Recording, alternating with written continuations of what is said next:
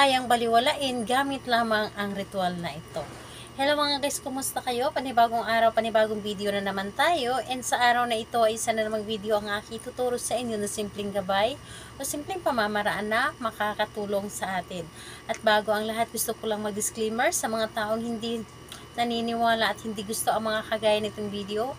Please skip this video and maghanap kayo na videos na gustong gusto nyo dahil ang video na ito ay para lamang ito sa mga taong naniniwala and gusto mag-try. Sa lahat po ng mga nagko-comment po dito sa aking video, dito sa loob ng aking channel, mag-ingat sa lahat ng mga nagre-reply sa inyo na dinadala kayo sa kanilang WhatsApp and emo apps upang makaiwas po tayo sa scam. Mag-ingat na lang po ang lahat. So ngayon po, ikaw ba ay binabaliwala ng inyong partner at talagang hindi mo kaya na binabaliwala kanya palagi? So gawin mo ito sa kanya para hindi kanya kayang baliwalain o di kaya talagang ibibigay niya lahat ng oras niya sa inyo. Ito ay pwedeng gawin sa parehas ang kasarian, babae ito babae, and lalaki ito lalaki. Siyempre naman sa ating babae at lalaki na mag-partner. So dito po ay pwede mo itong gawin kahit na kayo ay magkalayo at magkalapit sa isa't isa. Dito po siyempre kailangan natin ang ating gagamitin upang magawa natin ang isang ritual upang hindi kayo baliwalain ng taong inyong minamahal. Ang kailangan lamang natin dito ay isang maliit or isang papel lamang at kailangan lamang natin dito ng panulat. Ito lamang ang mga bagay na dapat nating ihanda sa paggawa ng ritual na ito at napakadali at napakasimple lamang. Ngunit napaka-epektibo nito. And syempre kapag ready na yung ating gagamitin, i-ready mo rin syempre ang inyong sarili. I-ready ninyo na kailangan na alam po ninyo sa iyong sarili na buong buo po ang inyong loob sa paggawa at lubusan po kayo naniniwala at wala po kayong pagdududa. At syempre kung kayo naman ay may pagdududa, huwag nyo muna itong gawin para hindi po masayang ang inyong oras sa paggawa nito. Saka nyo na lamang itong gawin kapag alam nyo na sa inyong sarili na ito ay makakatulong sa inyo o alam nyo na sa inyong sarili na ito po ay para sa inyo. And kailangan na mag-isa lamang kayong gumawa at wala po dapat nakaka-distract sa inyo. So ngayon po, kapag ready ka na, ay pwedeng mo na itong simulan sa paggawa ang ritual na ito.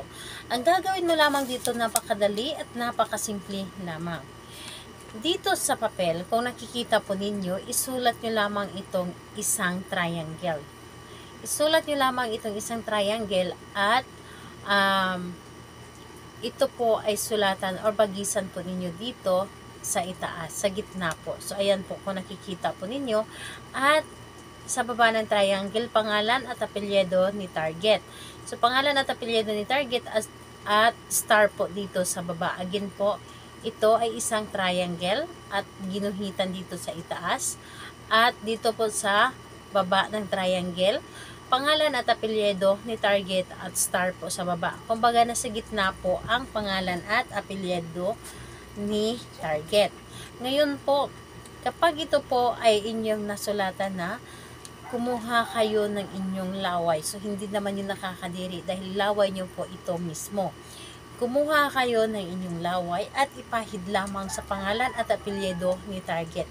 Isang bisis lamang laway po, ipahid nyo po sa pangalan at apelyido ni target at pagkatapos nun, tupiin mo ito ng 3 ulit or 3 bisis papunta po sa inyo. So, isang tupi po dapat sambitin po ninyo ang pangalan at apelyido ni target at sabihin ninyo, hindi mo ako kayang baliwalain.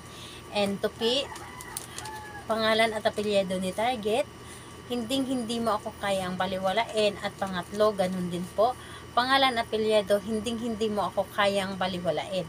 So, pagkatapos mo itong itupi, hawakan mo lamang ito at humiling ka lamang. Humiling ka na kailangan nagmula sa inyong puso po, taimtim po dapat at positive.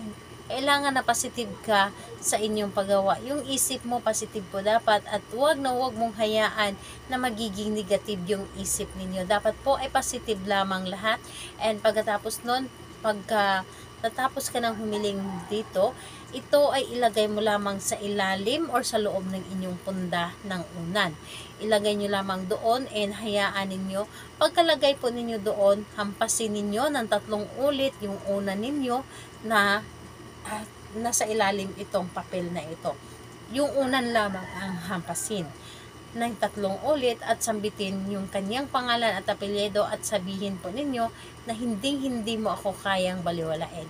So, hayaan mo lamang ito doon, ang papel na ito, hanggat sa maramdaman ninyo na ito ay gumana na, dahil kayo po mismo ang makakaramdam na ito ay gumana na ang inyong ginawa.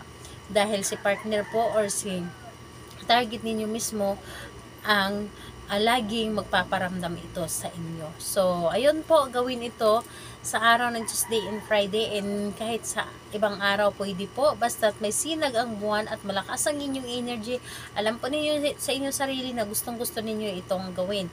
And ayun po, sa lahat po ng gustong magpa-shoutout, mag-comment lamang sa baba para ma-shoutout ko kayo sa next video. And sa lahat po ng gustong magtanong, mag-comment lang din po sa baba para ma-replyan ko din po kayo. Salamat po sa inyo. Bye bye everyone. God bless us all.